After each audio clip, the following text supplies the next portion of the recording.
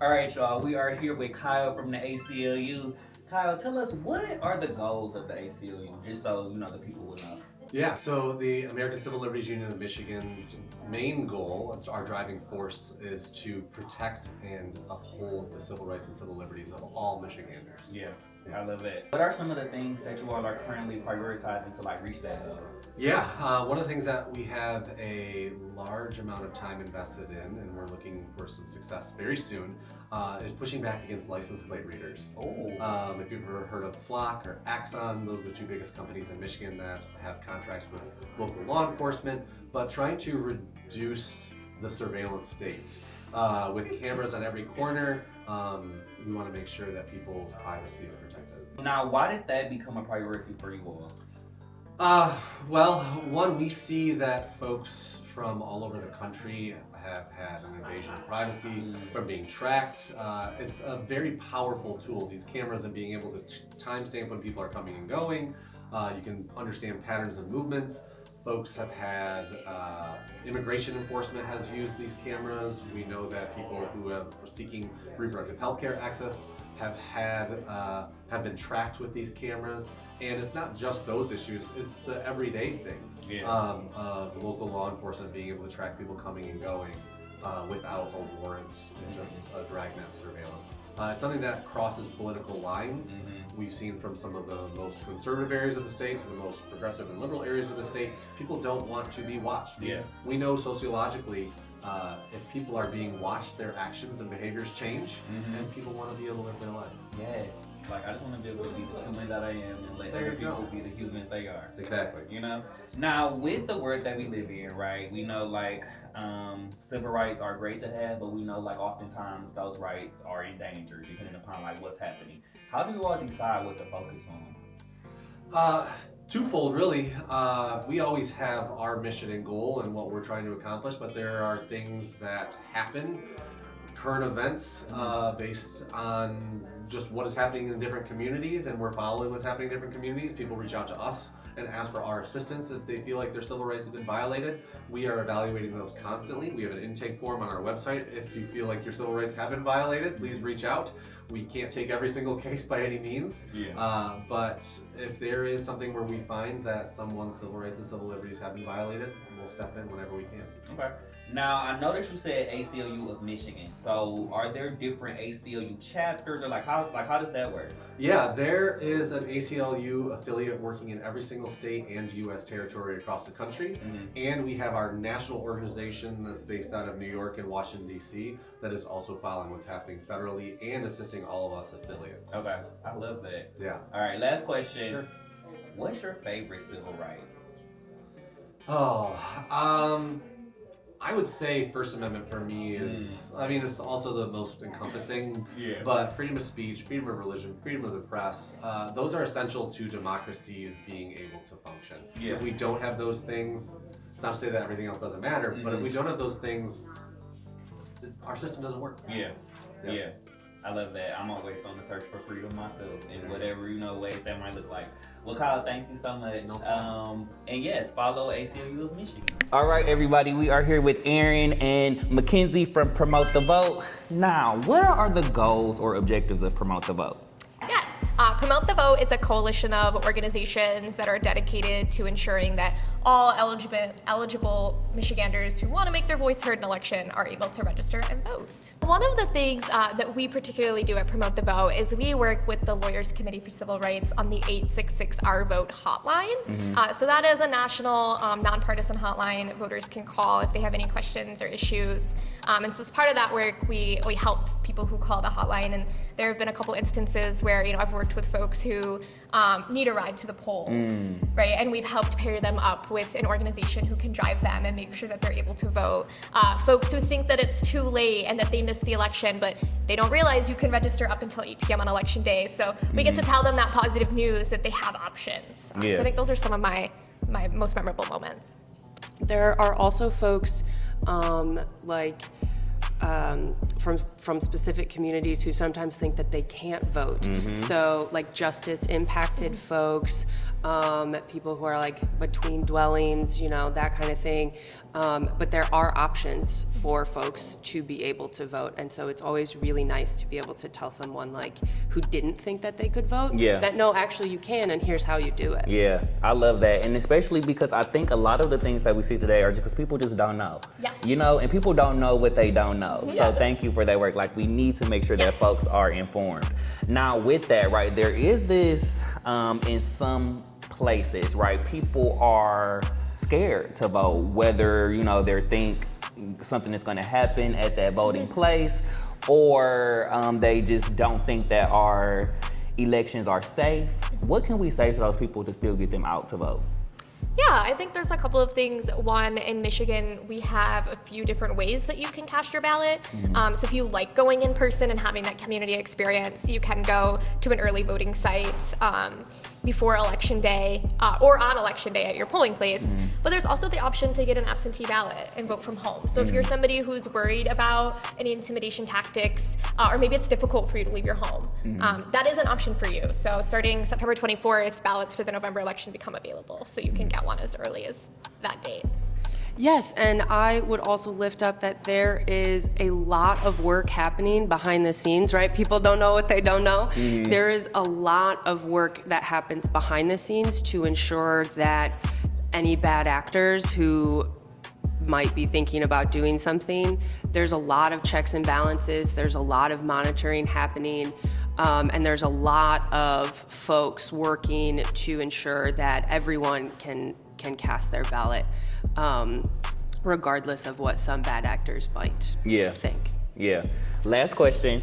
Now, I love to vote, right? I think it's like one of the most empowering things that we can do in the world that we live in. And I'm also a firm believer that like everyone has a voice that matters, right?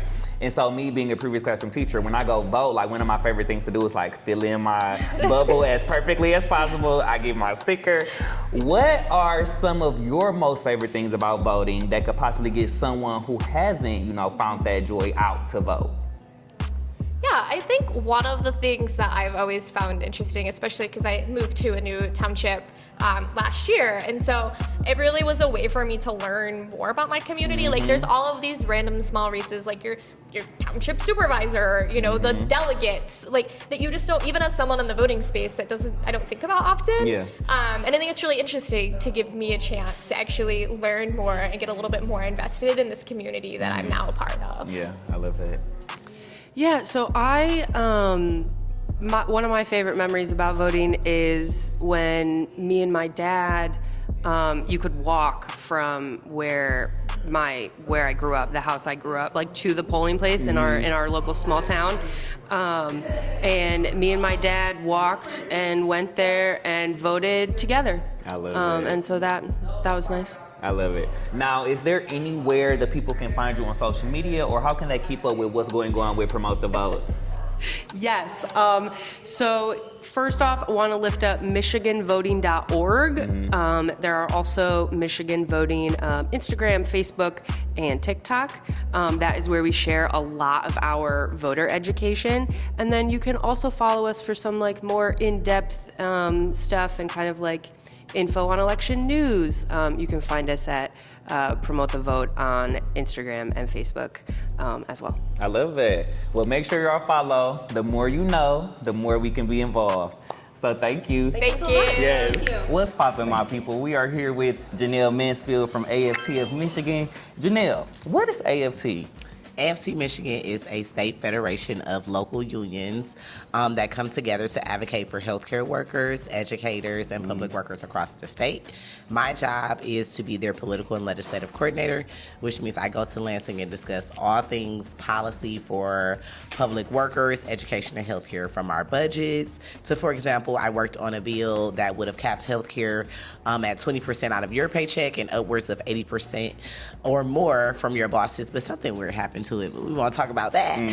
But that's the type of work that I do for my members across the state. I was a classroom teacher, school social worker, first person to actually been in the field to have this role. So Period. We love it here. I love it. Now, with all of those different groups that you represent, right, what are the goals that you have for this year as far as the work that you're doing for those folks? Absolutely. So this is a big electoral year. Our governor's seat is open. The Senate seat is open. Every House representative, state House representative, and state Senate seat is open. And we do most of our work on the legislative level in Lansing. So we want our governor who champions public education and healthcare and worker rights.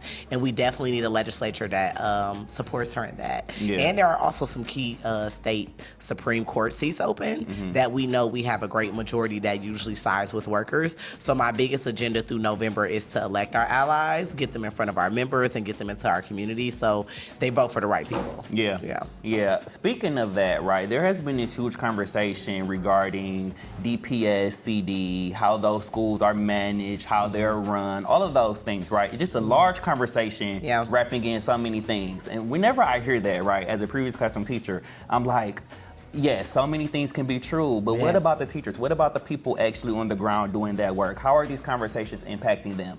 Question, have you heard those conversations? And what things can the people know about like what actually is happening and how we can kind of like help the folks really doing the work? Absolutely. I love that question. And that the things that are being said are true. Right? That we know that our district has had systemic challenges for decades.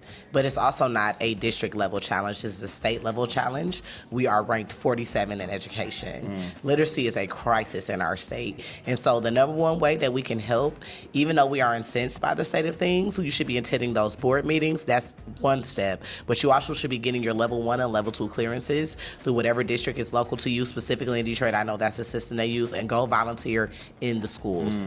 Go support our schools, go support our children, because it takes a village to raise a child, and us as a community, we're only going to save one another. No mythical superintendent, no mythical board of folks is going to save us. We're going to save each other. But another step you can take is we will be endorsing a slate of candidates through Detroit Federation of Teachers and American Federation of Teachers in Michigan. Vote for them. Period. Vote for who the teachers say the allies are. And we'll be doing that in tandem with community. We don't work in isolation. So you can vote, you can volunteer, and you can show up and love on the folks in your community. And, you know, yes, our systems are meant to work for us for as much as we hold them accountable, but also as much as we work ourselves. Yeah. Something that I always say, or have been saying since my time as a classroom teacher, is like we all belong to each other, right? And if we realize that like so many more things could probably work better, because we understand that everybody is in this together. Like I be feeling like High School Musical, okay? We're all in this together. Okay. So now with that, right? Yeah. For people who are knowing the facts of the world that we live in, understanding that systems have all of these layers, right? This is just you personally. What type of advice could you give them, or like talking points to help them while in conversations with people who might be saying DPSCD is terrible, they're not doing anything for the kids? How can people who know how these things are working, how can they engage in those conversations in a effective way? So I think we only have fertile ground to grow from that, right? Because people are angry, and they're angry for a reason. But when you're angry without action, it just leads to abandonment. You know what I'm saying? You're going to give up on it. You're going to burn out, right? So how do we take that, meeting people where they are, literally hearing their gripes and channeling that into a viable action, right? Because they want a solution. And then when they see that maybe the route they're taking is not getting that, keeping them involved and knowing that, like, you're mad right now, but this is a long, gradual fight, and we need you to stay for the long fight. So be mad right now, but how do we temper that anger to take us through the long haul? So y'all heard it here first. Sign up to volunteer, do your research, and go vote. I love us for real. Pardon me. Pardon me.